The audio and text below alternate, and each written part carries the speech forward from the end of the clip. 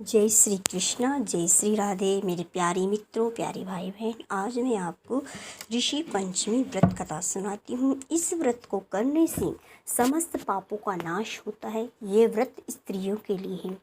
इस व्रत का महत्व ये है कि ये व्रत जब स्त्रियाँ रजस्वला के समय है भोजन बना के सब परिवार को खिलाती है और उससे स्त्रियों को दोष लगता है, यहाँ तक कि खाने वालों को भी दोष लगता है।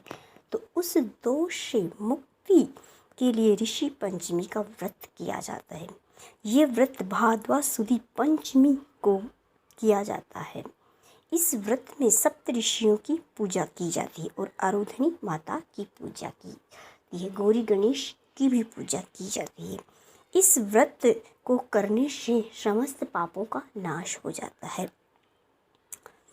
इस व्रत के दिन सवेरे ब्रह्म मुहूर्त में उठे या थोड़ा लेट उठे तो भी चलेगा, परंतु सुबह सुबह उठ के गंगा जी में स्नान करना चाहिए। और गंगा जी में स्नान करना ना बन पाए तो किसी भी छोटे तीर्थ स्थान पर भी जाकर आप स्नान कर सकते हैं। अगर तीर्थ स्थान पर जाना आपके लिए संभव ना हो तो आप घर में भी गंगा जल से स्नान कर सकते हैं।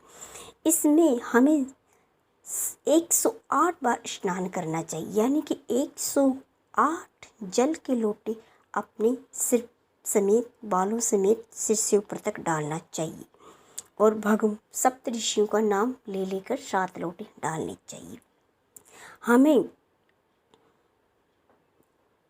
गोपी चंदन, आंवला, गंगा जल, गौमूत्र मिलाकर नहाना चाहिए, वो बहुत उत्तम होता है। और दातुन हमें लटजीरा नामक एक पौधा आता है, उससे हमें 108 बार दातुन भी करना चाहिए और उसी को हमें एक बार अपने सिर पे रखकर 1 लोटा, फिर एक बार सिर पे रखकर 1 लोटा, ऐसे करके हमें 108 बार स्नान करना चाहिए। 108 बार दातुन करना चाहिए। गंगा जल से स्नान ध्यान करके भगवान गणेश का ध्यान करके व्रत धारण करना चाहिए। और कहीं भी अगर कहीं ना हो सके तो अपने घर पे एक लकड़ी के पटरे पर गोबर से लेप करके सप्त ऋषियों के 7 पिंडियाँ बना ले। अगर पिंडियाँ ना बना सके तो आप 7 सुपारी लाके उनसे भी सप्त ऋषियों की पूजा करिए। रोली मोली, चावल, चंदन, धूप, दीप, अगरबत्ती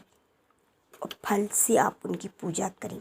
और हल से जोते हुए जोने के बाद उगने वाली वस्तु का भोजन ना करें, यहाँ तक हो सके तो आप फलाहार ही करें। सप्तऋषियों की कथा सुनी, सप्तऋषियों का नाम ले लेकर आप स्नान करें। जब जिस पहले गौरी गणेश की पूजा करें, फिर ऋषियों की पूजा, जैसे 7 सुपारी ली है आपने तो उनको 7 को तिलक लगाते जाइए और उनका नाम लेकर उनकी जय बोलिए। जैसे पहले ऋषि है कश्यप ऋषि, दूसरे ऋषि हैं अत्रि ऋषि, तीसरे हैं भारद्वाज ऋषि, चौथे हैं विश्वामित्र, 5वें हैं वशिष्ठ जी, छठे हैं जन्मदेव विजय, 7वें हैं गौतम ऋषि और आराधनी माता जो वशिष्ठ जी की पत्नी है। इन सबको तिलक, चंदन, रोली मोली चढ़ा के इनकी पूजा करें और इनसे प्रार्थना करें कि हे प्रभु, हे ऋषियों, मेरे समस्त पापों को नाश करो। मैंने आज तक अपने जीवन में मजबूरीवश जो भी बुरे कर्म, जो भी ना करने लायक काम किया है, उन सबको आप मुक्त करें।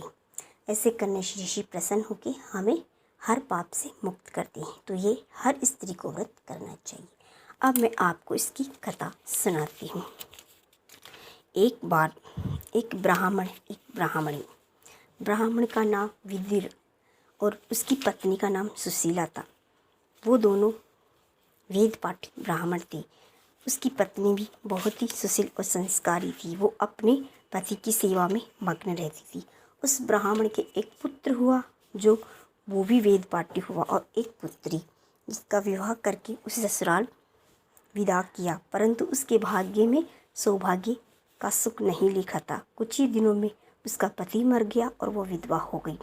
तब ससुराल में उसे इज्जत का लांछन डर रहा तो मायके में आके रहने लगी अपने पिता के घर में। तो नदी के किनारे इसके लिए एक झोपड़ी बनवाई गई। वहीं पे वो स्नान ध्यान करके भगवान का ध्यान किया करती थी और अपना वक्त बिताया करती थी।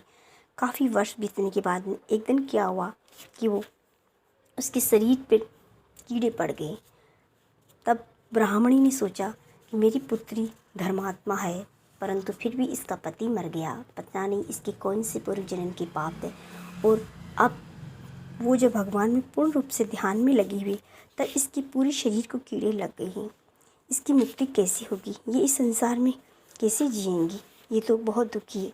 उसकी माँ दुखी होकर अपने पति के पास गई और पति से कहने लगी कि हे पतिदेव, मेरी पुत्री बहुत कष्ट में है, इसका कष्ट दूर कीजिए। ब्राह्मण देवता किसी ब्राह्मण, बड़े वेद पाठी ब्राह्मण के पास गए और बोले कि हे ब्राह्मण देवता, आप भविष्य और भूतकाल सब जानने वाले हैं, तो आप बताइए मुझे, आप ज्योतिष के अनुसार बताइए कि मेरी पुत्री के भाग्य में ऐसा क्या लिखा है जो इसका इतना बुरा हाल हो रहा है।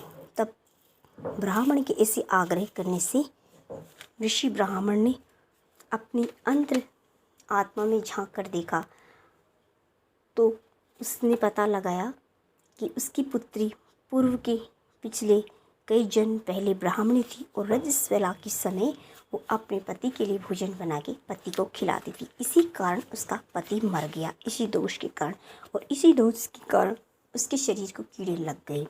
ये सुनकर ब्राह्मण को बड़ा दुख हुआ और वो कहने लगे कि हे ब्राह्मण देवता, इसका कोई उपाय है इस दोष से मुक्ति पाने का। तब ब्राह्मण देवता ने कहा, हाँ, इलाज है। इस पाप से मुक्ति पाने का एक ही इलाज है। ऋषि पंचमी व्रत करो और उसकी पूजा कर, उसकी कथा सुनो, और तो इन पापों से मुक्ति मिल सकती है।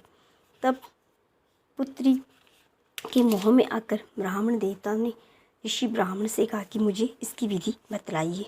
तब ब्राह्मण ने कहा, भाद्रपद सुदी पंचमी के दिन सुबह ब्रह्म मुहूर्त में उठ के किसी गंगा जलाशय में जाके स्नान करो। गंगा जी में जाओ, जमुना जी में जाओ, या कहीं भी जाकर तीर्थ स्थान पर स्नान करो और चंदन से स्नान करके, गंगा जल से स्नान करके लट जीरा नामक एक जड़ी बूटी आती है उससे दातुन करो और उसी की छोटी छोटी लकड़ियाँ बना के स्नान करो।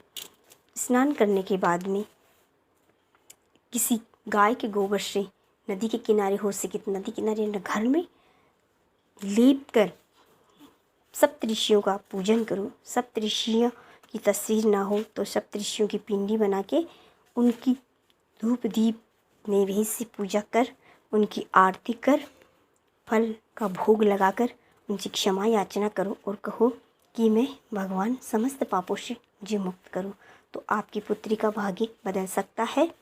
ऐसा कहने के बाद ब्राह्मण और ब्राह्मणी ने अपनी पुत्री के सुखी जीवन के लिए और पुत्री से भी व्रत करवाया। उन्होंने भी व्रत किया, ऋषि पंचमी का व्रत करके पुत्री के जीवन के सभी समस्त पापों को नाश किया। अंत में ब्राह्मण की पुत्री अगले जन्म में सौभाग्यवती और बनी और खुश किस्मत होके सौभाग्य धन की प्राप्ति हुई, पुत्र की प्राप्ति हुई।